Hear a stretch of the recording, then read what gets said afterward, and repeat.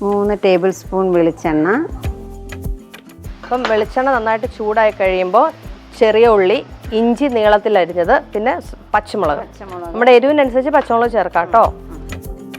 അപ്പം ചെറിയ ഉള്ളി നന്നായിട്ട് വഴന്നു വന്നിട്ടുണ്ട്. അപ്പം നമുക്കിനി മസാലകൾ ചേർക്കുക അല്ലേ? മഞ്ഞൾപ്പൊടി ഇട്ടു, മുളക് പൊടി ഇട്ടു. ഞാൻ ആദ്യമായിട്ടാണ് ഈ വെളിച്ചെണ്ണ ഇങ്ങനെ അടുപ്പിൽ വെച്ച് ചൂടാവാതെ മിക്സ് ചെയ്യുന്നത്. ആദ്യമായിട്ടാണ് അല്ലേ? മസാല കരിയരുത്. നമ്മൾ ഈ വെള്ളം കൂടി ഇതിനകത്തേക്ക് ഒഴിച്ചു.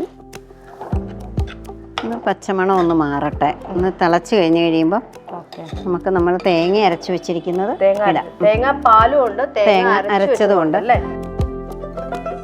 ഇത്തിരി ഉപ്പിട്ടു, കുടംപുളി ഇട്ടു.